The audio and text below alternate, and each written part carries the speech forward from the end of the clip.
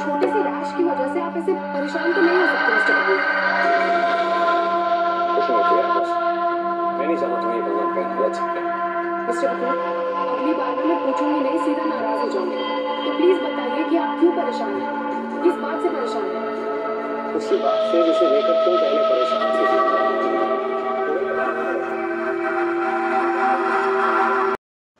नमस्कार, मैं doctor R के भारती आपके सामने paper first SI diploma course के बारे में बात कर रहा हूं और मैं उन स्टूडेंट्स को महत्वपूर्ण प्रश्न बताना चाहता हूं जो कि अभी जो है एसआई डिप्लोमा का पेपर करने वाले हैं जून के अंदर जो है। तो पहले जो क्वेश्चन होता है, सबसे पहला प्रश्न जो होता है वो ये होता है कि स्वस्थ रहने क्या क्या विचारधारा है, इसका कॉन्सेप्ट क्या है, और दूसरा कौन से जो फैक्टर्स हैं जो डिसाइड करते हैं कि आदमी स्वस्थ रहेगा या बीमार रहेगा। अच्छा, और इसके सिवाय आपको ये पता होना चाहिए कि पब्लिक हेल्थ जो थी इसकी शुरुआत कैसी हुई, और इंग्लैंड के अंदर जब से हैजा फैला उसके बाद में जो था इसका किस तरह से महत्व समझा गया और किस तरह से ये जो था विचार एक वकील के मन में उत्पन्न हुआ कि जो है हमें ये जन स्वास्थ्य को सही रखने के लिए जो जनरल हेल्थ कंडीशंस हैं उनको बेहतर करना है, तो उस आदमी का नाम क्या था, तो ये आपको जानना चाहिए और ये आपसे परीक्षा में पूछा जा सकता है। इसी तरह से आपसे सर जोसेफ बोरे के बारे में प्रश्न किया जा सकता है कि जो है बोरे कमेटी क्या थी और बोरे कमेटी ने क्या रिकमेंड किया था।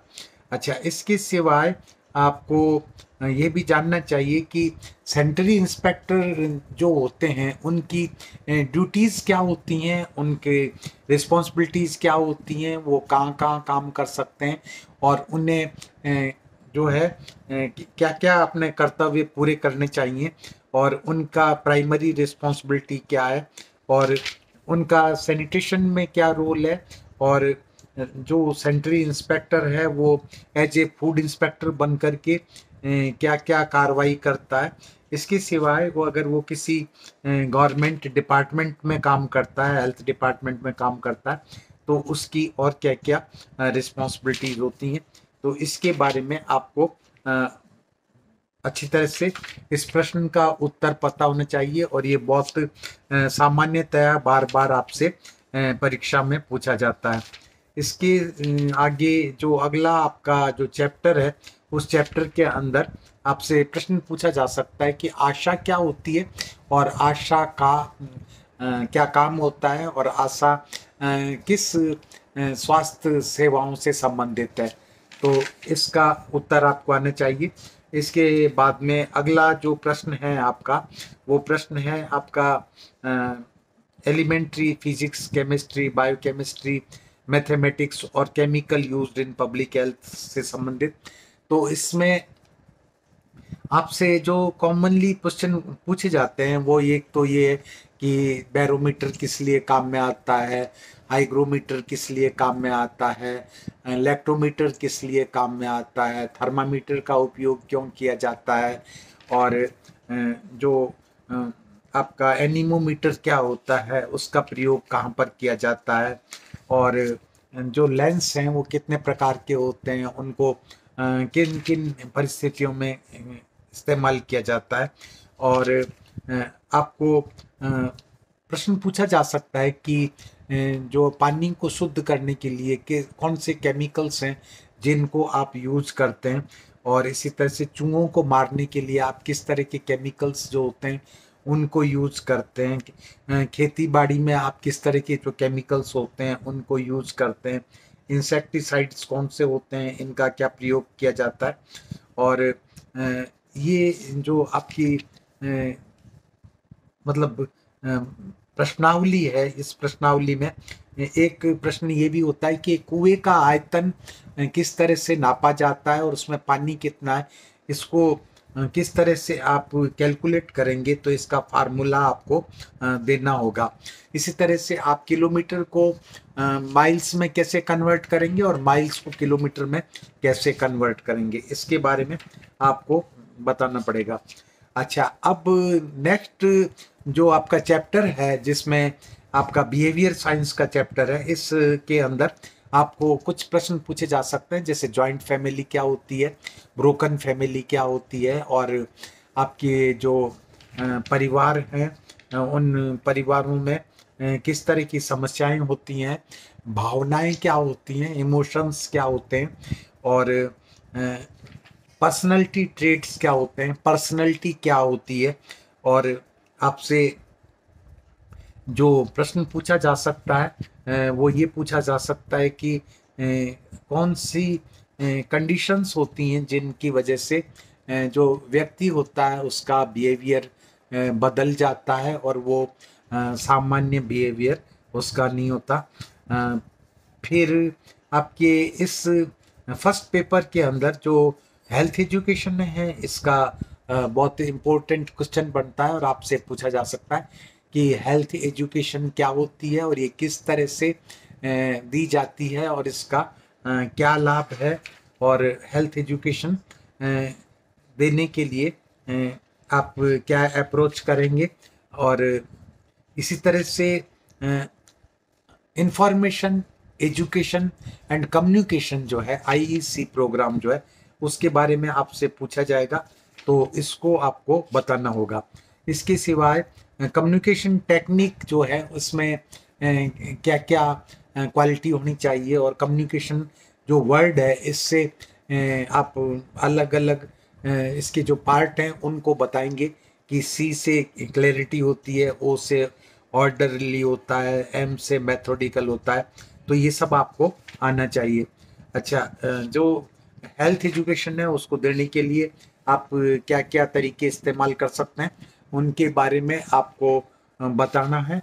और उसके बाद में आपका जो चैप्टर शुरू होता है एनाटॉमी और फिजियोलॉजी का, तो इसमें आपको विभिन्न प्रकार के जो आपके शरीर के सिस्टम्स हैं, जैसे डाइजेस्टिव सिस्टम है तो उसका डायग्राम बनाना, उसको लेवल करना, हार्ट का डायग्राम बनाना, उसको लेवल करना, रेस्पिरेटरी सिस्टम का डायग्राम बनाना, उसको लेवल करना, आपके रिप्रोडक्टिव सिस्टम मेल और फीमेल जो है उसके डायग्राम बना करके उसको लेवल करना, और इन सब सिस्टम्स की बीमारियां, स्केलेटन की बीमारियां, स्केलेटन की का फंक्शंस क्या होता है इसके बारे में आपको बताना है।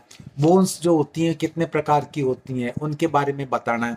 जो जोड़ होते हैं शरीर में वो किस तरह के होते हैं उनके बारे में बताना है। जो आपका मस्कुलर सिस्टम है उसमें मसल्स किस किस तरह की होती हैं, जो आपकी वॉलेंट्री मसल्स होती हैं, इनवॉलेंट्री मसल्स होती हैं, इनमें क्या भेद होता है इसके बारे में बताना। और हृदय से संबंधित जो बीमारियां होती हैं उनके बारे में बताना है। हृदय का डायग्राम बना करके आपको प्रैक्टिस करनी चाहिए और आपसे पूछा जा सकता है कि आप एक डायग्राम बनाइए हार्ट का और उसको लेवल करिए। इसी तरह से डाइजेस्टिव सिस्टम का डायग्राम बना करके लेवल करिए, या एक्सक्रीटरी सिस्टम जो है उसका डायग्राम बना करके लेवल करिए।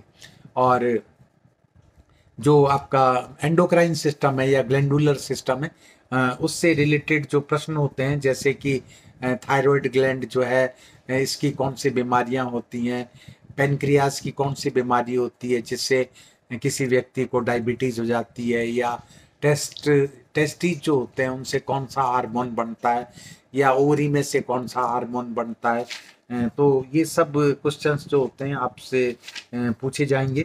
नर्वस सिस्टम जो है इसके बारे में पूछा जा सकता है आपसे जो है। और जो महत्वपूर्ण है वो ये है कि आँख का एक डायग्राम बनाइए और उस डायग्राम को आप लेवल करिए और बताइए कि इसमें आँख के कौन कौन से हिस्से हैं। इसी तरह से कान का डायग्राम बनाइए और उसमें आप बताइए कि इसके डिफरेंट पार्ट्स कौन से होते हैं। अच्छा, आपको ये भी बताना है ब्लड ग्रुप्स कौन कौन से होते हैं और ब्लड के क्या फंक्शन होते हैं, और इसी तरह से लीवर जो है उसके क्या फंक्शन होते हैं, और लीवर जो है वो किस तरह से महत्वपूर्ण है। अब आपको जो मेल और फीमेल रिप्रोडक्टिव सिस्टम की जो बीमारियां हैं उनके बारे में प्रश्न पूछा जा सकता है, और जो नेक्स्ट प्रश्न पूछा जाता है वो है आपके न्यूट्रिशन के बारे में। और न्यूट्रिशन जो है पोषण के बारे में।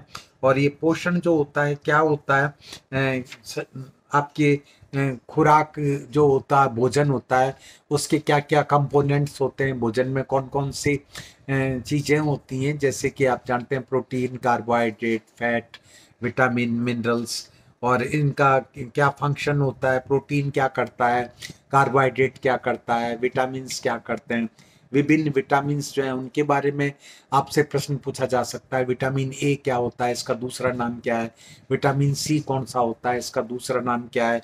इसी तरह से आपसे पूछा जा सकता है कि बेरी बेरी की बीमारी कैसे होती है, या पेलेग्रा कौन सी बीमारी होती है। या आपसे पूछा जा सकता है कि जो है विभिन्न जो मतलब भोजन के घटक हैं, जैसे कार्बोहाइड्रेट है तो इससे कितनी कैलोरी मिलती है, 1 ग्राम कार्बोहाइड्रेट से, 1 ग्राम प्रोटीन से कितनी एनर्जी मिलती है, 1 ग्राम जो फैट है उससे कितनी कैलोरी मिलती है। और ये विटामिन ए जो है इसकी क्या इम्पोर्टेंस है, इसके बारे में आप बताइए। विटामिन सी की इम्पोर्टेंस क्या है, वो कहाँ से प्राप्त होता है। तो ये सब प्रश्न आपसे पूछे जाएंगे। इसके बाद में जो नेक्स्ट प्रश्न आपसे पूछा जाएगा वो पूछा जाएगा प्रोटीन एनर्जी मालन्यूट्रिशन के बारे में, और जो कुपोषण है वो क्या होता है, और जो सूखा रोग होता है जिसको मारास्मस बोलते हैं वो क्या होता है, और क्वाशार्क और कौन सी बीमारी होती है। तो इस सब के बारे में आपसे प्रश्न पूछे जा सकते हैं। बैलेंस डाइट के बारे में प्रश्न पूछा जा सकता है कि बैलेंस डाइट क्या होती है, और इसको बैलेंस डाइट खाने का क्या फायदा है। इसी तरह से आपसे प्रश्न पूछा जा सकता है कि व्हाट आर फूड एडिक्टिव्स, जो भोजन के अंदर मिलाए जाते हैं जिनसे कि भोजन को या तो सुरक्षित रखा जाता है, या भोजन को जो है स्वादिष्ट रखा जाता है, या भोजन को उससे खुशबूदार रखते हैं या सुंदर रखते हैं। इसी तरह से फोर्टिफिकेशन ऑफ फूड क्या होता है, भोजन में क्या चीज़ें मिलाने से जो है भोजन की गुणवत्ता बढ़ जाती है।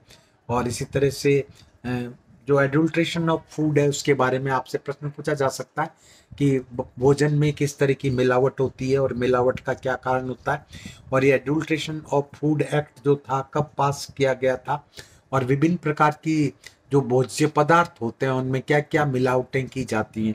तो इसका उत्तर आपको आना चाहिए। फिर आपका जो अगला चैप्टर है उस चैप्टर में आपसे एलिमेंट्री फार्माकोलॉजी के बारे में जो है प्रश्न किए जाएंगे। तो मैं अगले वीडियो के अंदर आपको बताऊंगा कि एलिमेंट्री फार्माकोलॉजी में किस तरह के क्वेश्चंस जो होते हैं कॉमनली आपसे पूछे जाते हैं। तो मैं इस वीडियो को अभी यहीं रोक देता हूं, और आप मेरे अगले वीडियो को देखिएगा। तो उसमें मैं आपको बचे हुए जो प्रश्न हैं उनको बताऊंगा, आपको जो एग्जामिनेशन में पूछे जाएंगे। आप जो मैंने अब तक बताए हैं उन प्रश्नों का समुचित उत्तर याद रखिए, पढ़िए, और ऐसा मत सोचिए कि ये प्रश्न जो हैं मैंने सिर्फ बताने के लिए बताएं। ये आप देखेंगे कि इनमें से कम समझ लीजिए कि 60-70% प्रश्न जो होंगे आपसे एग्जामिनेशन में पूछे जाएंगे, कभी वाइवा में पूछे जाएंगे, कभी आपको जो है थ्योरी पेपर्स में पूछे जाएंगे। तो आप अपने आप को प्रिपेयर करिए, इस वीडियो को आप देखिए, शेयर करिए, लाइक करिए, सब्सक्राइब करिए, और बेल आइकॉन जो है उसको टच करना बिल्कुल मत भूलिएगा, क्योंकि हर एक वीडियो बनाने वाला ये उम्मीद करता है कि इस वीडियो को देखने वाला सब्सक्राइब करेगा। तो मैं फिर मिलूँगा आपके साथ में अगले वीडियो को लेकर के, और उसमें मैं फिर कुछ जो प्रश्न हैं वो बताऊंगा जो महत्वपूर्ण है, जिनको आपको तैयार करना है पेपर फर्स्ट के लिए। तो तब तक के लिए आप लोगों से मैं इजाज़त लेता हूँ। Thank you my dear students. Okay.